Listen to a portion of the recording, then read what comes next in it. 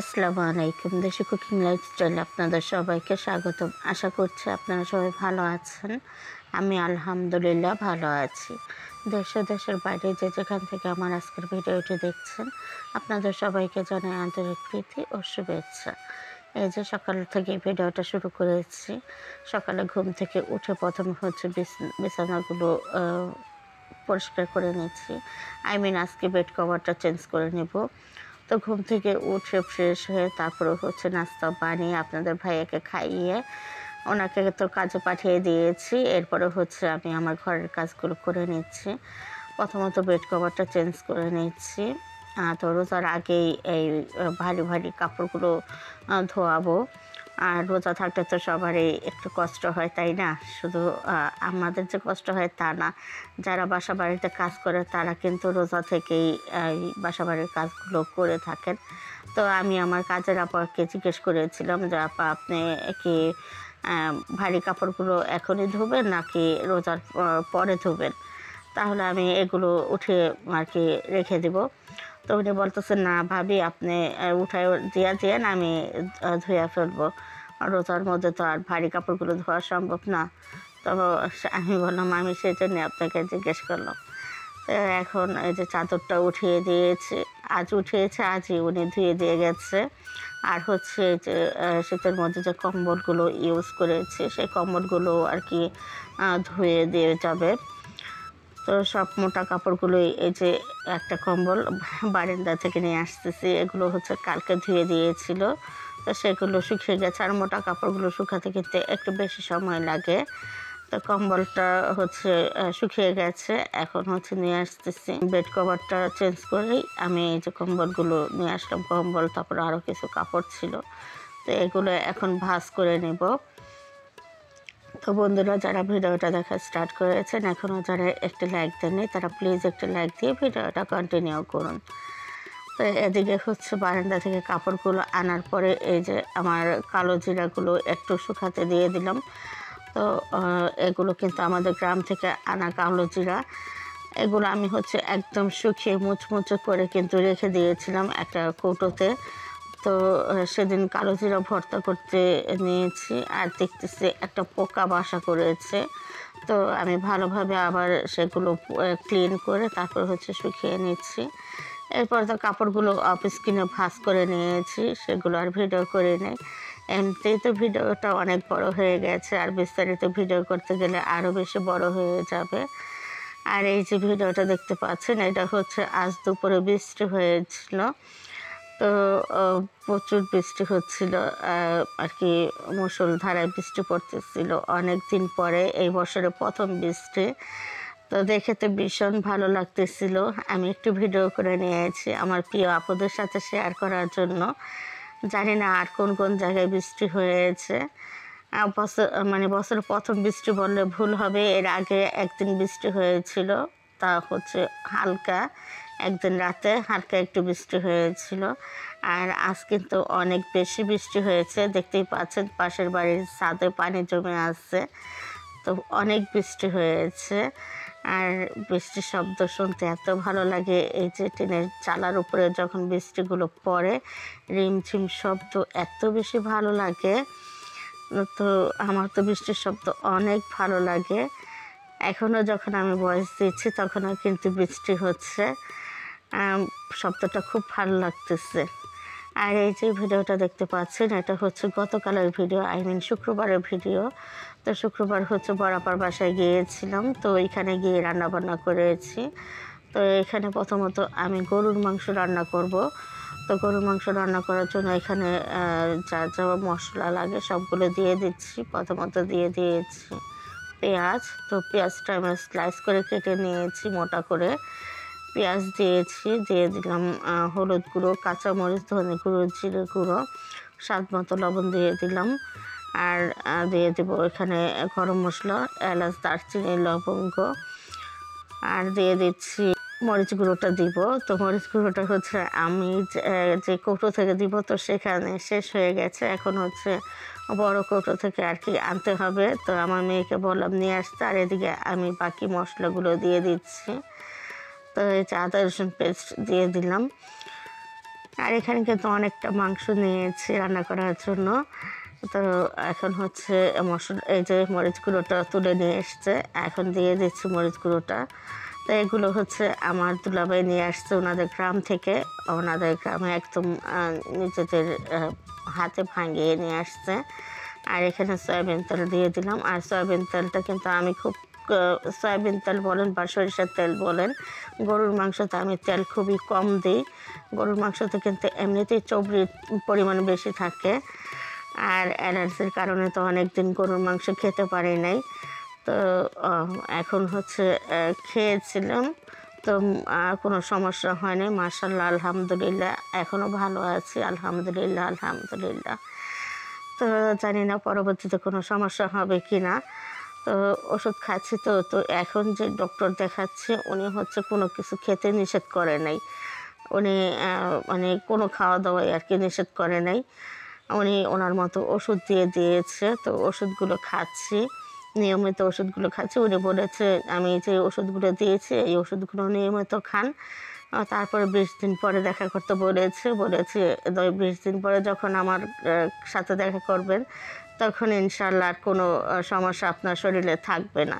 তা আল্লাহর রহমতে আমি হচ্ছে 10 দিনও হয় নাই ওষুধগুলো খাচ্ছি। তো এখন আলহামদুলিল্লাহ অনেক ভালো আছি। এই যে গরুর মাংস খাচ্ছি, তারপর হচ্ছে আরেকদিন ইলিশ মাছ খেয়েছি, তো কোনো প্রকার সমস্যা হয় নাই। তো আল্লাহ ভরসা, আচ্ছা আল্লাহ যদি চায় আমাকে সুস্থ করে দিবেন। ওষুধ তো উছিলা মাত্র। মাংসটা কিন্তু কষানো হয়ে গেছে। আমি হচ্ছে অফিস কিনেই আর কি কষিয়ে নিয়েছি খুব ভালোভাবে। আর এখন মাংসটা সিদ্ধ হয়ে গেছে। এখান থেকে আমি কিছুটা মাংস তুলে রেখে দিব, কারণ মাংসতে আমি আলু দিব। আর এতগুলো মাংসতে আলু দিলে না মাংস তো খাওয়া হবে না। এমনি কিন্তু আমরা গরুর মাংস বেশি করে রান্না করি এই যে জাল দিয়ে খাওয়ার জন্য। গরুর মাংস যত বেশি জাল দিবেন তত বেশি টেস্ট লাগবে। তো সেজন্য একটু বেশি পরিমাণে রান্না করি যাতে জাল দিয়ে খাওয়া যায়। তো এখন যেহেতু আলু দিব, তো এই আলু দেওয়ার পরে না মাংসটা বেশি জাল দেওয়া যায় না, তাহলে একটা টক ভাব চলে আসে। এই জন্য আমি বেশ কিছুটা মাংস এখানে তুলে রেখে দিচ্ছি, এরপরে আলুটা মিক্স করব।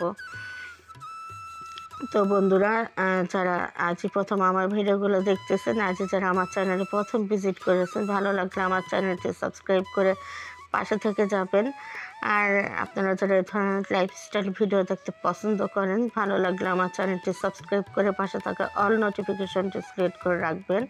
তাহলে যখনই আমি নতুন ভিডিও আপলোড করব সঙ্গে সঙ্গে নোটিফিকেশন আপনাদের কাছে চলে যাবে, তখন আপনারা আপনাদের সময় সুযোগ মতো ভিডিওগুলো দেখে নিতে পারবেন।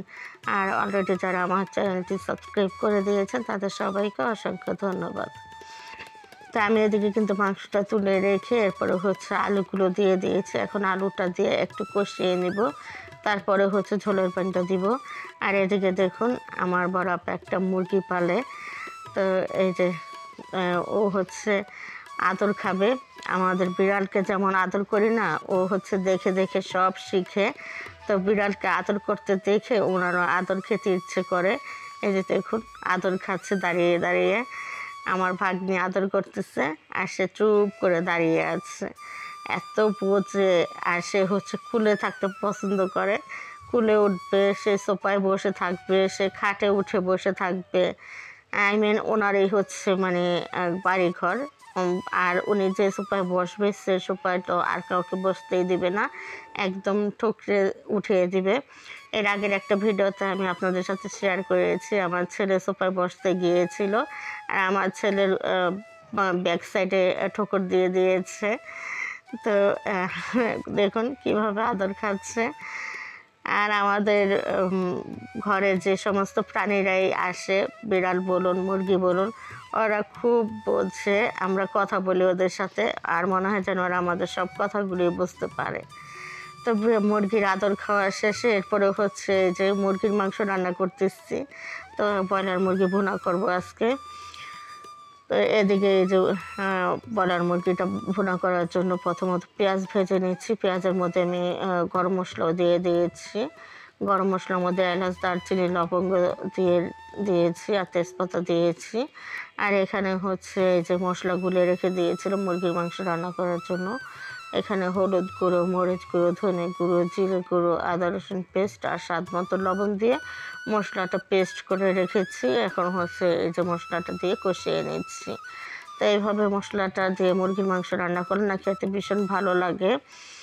তো আমার ভাগ্নি যখন খাচ্ছিল তখন বলতেছি, মেজো আম্মু তুমি আজকে মুরগি কীভাবে রান্না করছো? তা আমি বললাম, কেন, কি হয়েছে? বলতেছে, না মাংসটা অনেক মজা লাগতেছে। তাই আমি বললাম, আমি তো সবসময় এভাবেই রান্না করি। বলতেছে, তারপরেও কেমন জানি আজকে বেশি মজা লাগতেছে। তো এই যে এখন কিন্তু আমার গরুর মাংসটা বলক চলে এসছে ঝোলের পানি দেওয়ার পরে। এখন সম্পূর্ণ জাল করে নামিয়ে নেব। আর এই যে মুরগির মাংসটা তো ধুয়ে রেখে দিয়েছিলাম পানি ঝরিয়ে, এখন মুরগির মাংসটা দিয়ে দিলাম মশলা কষানোর পরে। আর হচ্ছে একটা পোলাও রান্না করব। তো সম্পূর্ণ ভিডিওটা আপনাদের সাথে শেয়ার করতেছি না, কিছু কিছু অংশ আপনাদের সাথে শেয়ার করতেছি। সম্পূর্ণ ভিডিও শেয়ার করতে গেলে তো ভিডিও দেখা যায় 1 ঘন্টা 1.5 ঘন্টা হয়ে যাবে একটা ভিডিও। তো সেই জন্য আর কি সম্পূর্ণ ভিডিওগুলো শেয়ার করতেছি না, কিছু কিছু অংশ নিয়ে আর কি ভিডিওটা সাজিয়েছি। আর এই যে আমার গরুর মাংসটা হওয়ার পরে এদিকে পোলাওটাও রান্না করে নিচ্ছি। এই যে গরুর মাংস নামিয়ে রেখে দিয়েছি, আর এখান থেকে কিছুটা মাংস তুলে দিয়েছি আপনাদের ভাইয়াকে খাওয়ার জন্য। আর এই যে পোলাওটা বসিয়ে দিয়েছি, এদিকে মুরগির মাংসটাও হয়ে গেছে। তো পোলাওটা হলেই আমার রান্নাবান্না শেষ। তো মুরগিতে হালকা একটু ঝোল রেখেছি, একদম ভুনা করিয়ে নেই। তো আজকে পোলাওটা আমার এত বেশি সুন্দর হয়েছিল, একদম ঝরঝরে হয়েছে, এমনিতে সফট, আর একটার সাথে একটা লেগে যায় নাই, অনেক সুন্দর হয়েছিল। তো বরাবর বাসায় তো গ্যাসের সমস্যা থাকে সকালের দিক দিয়ে, কিন্তু শুক্রবারে কিন্তু 12টার থেকে গ্যাস একদম ফুলফিল ছিল। রান্না করে অনেক ভালো লেগেছে। তো এই যে রান্না শেষে এখন হচ্ছে খাওয়া দাওয়া করে নিচ্ছে সবাই। আর এখানে আপনাদের ভাইয়া খাচ্ছে, আর আমি এই যে খাবারগুলো টেবিলে সার্ভ করে দিয়েছি। তো সবাই এখন খাবো, আগে ওনাকে দিয়ে দিয়েছি, উনি খেয়ে বাইরে চলে যাবে। তো এখানে গরুর মাংস, মুরগির মাংস, পোলাও আর সালাদ নিয়েছি। আর সালাদ হচ্ছে আমরা কেউই কাঁচা টমেটো তেমন একটা খাই না, কাঁচা টমেটো খায় বড় আপা, তারপরে হচ্ছে আমার ভাগিনারা, আমার দুলাভাই। তো ওনারা কিন্তু আজকে বাড়িতে নেই, ওনাদের বাড়ি পাহারা দেওয়ার জন্য মূলত আমরা বরাবর বাসায় ছিলাম। তো এরপরে যখন বরাবর বাসায় এসছে, তারপরে হচ্ছে আমি আমার বাসায় চলে এসছি। তো এই যে আমরা হচ্ছে ওইখানে রান্নাবান্না করে খাওয়া দাওয়া করে নিয়েছি। তো সবাই খাওয়া দাওয়া করতেছে, এদিকে আমিও খেতে বসে গিয়েছি। এখানে তো প্রথমত আমি শুটকি ভুনা নিয়ে নিয়েছি, আরেকদিন কিন্তু এই ভিডিওটা শেয়ার করেছে শুটকি ভুনার। তো এই শুটকি ভুনাটা ফ্রিজে ছিল, তো শুটকি ভুনাটা নিয়ে নিয়েছি। আর শুটকি ভুনা দিয়ে পোলাওটা খেতে এত বেশি মজা লেগেছে কি বলবো। তো আমার তো কিছু প্রিয় আপু আছে যারা আমার খাওয়া দেখলে ওনাদের লোভ লাগে। আমি জানি আমার মাংসতে কেউ লোভ না দিলেও আমার এই শুটকি ভুনার পোলাওতে লোভ দিবেই। আর সে হচ্ছে কথা, আর হচ্ছে আয়েশা জাহান। ওদের নাকি লোভ এতটাই তীক্ষ্ণ, আমি যত টেকনিকই খাটাই ওরা আমাকে লোভ দিবেই। তো লোভ দাও, তোমরা আমাকে লোভ দিলে আমার কাছে খুব ভালো লাগে। আর আমার প্রিয় মিষ্টি আপুগুলো, ওদের কমেন্টগুলো পড়তে আমার এত বেশি ভালো লাগে কি বলবো। আর বিশেষ করে আয়েশা জাহান, তারপরে আছে কথা, আর আছে রেনবো লাইফ আইডি থেকে। মানে ওরা এত সুন্দর করে দুষ্ট দুষ্ট মিষ্টি মিষ্টি কমেন্টগুলো করে, ওদের কমেন্টগুলো পড়ে আমার অনেক বেশি ভালো লাগে। তো বন্ধুরা, আপনারা চাইলে ওদের চ্যানেলগুলোতে ভিজিট করতে পারেন, ভালো লাগলে চ্যানেলটি সাবস্ক্রাইব করে ওদের পাশে থেকে যেতে পারেন। ওরাও কিন্তু খুব সাপোর্টিভ। তো আপনারা যদি ওদেরকে সময় দেন, ওরাও আপনাদেরকে সময় দিবে। আর এই তো আমার খাওয়া দাওয়া প্রায় শেষ পর্যায়ে। আমি শুটকি ভুনা দিয়ে খেয়ে, এরপর মুরগির মাংস দিয়েও খেয়ে নিয়েছি, তারপরে হচ্ছে এই যে গরুর মাংস নিয়ে নিয়েছি, তো গরুর মাংসটা দিয়েও খেয়ে নিচ্ছি। আর হচ্ছে বন্ধুরা, আজকের মতো ভিডিওটা এ পর্যন্তই। আগামী ভিডিও দেখার আমন্ত্রণ জানিয়ে আজকের মতো বিদায় নিয়ে নেব। আজকের মতো এ পর্যন্তই। সবাই ভালো থাকবেন, সুস্থ থাকবেন, আমার জন্য দোয়া করবেন, আমিও সবার জন্য দোয়া করি। আল্লাহ হাফেজ।